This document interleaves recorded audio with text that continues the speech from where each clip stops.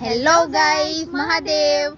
અમે લોકો છે ને કેટલા દિવસ પછી આજે વ્લોગ બનાવ્યો. કેટલા 4-5 દિવસ થઈ ગયા અમારે લોકોને છે ને.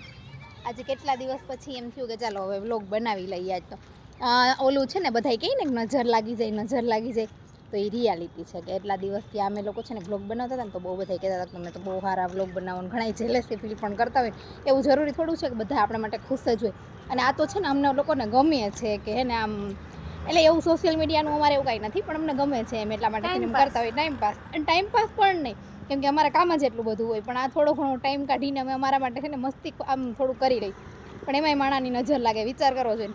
નજરમાં અમે માનતા નહોતા પણ હવે માનીએ છીએ, કેમ કે અમને છે ને પેલા મૂડ હતું કે ના આ વસ્તુ કરીએ, આમ કરીએ, ઓલું કરીએ.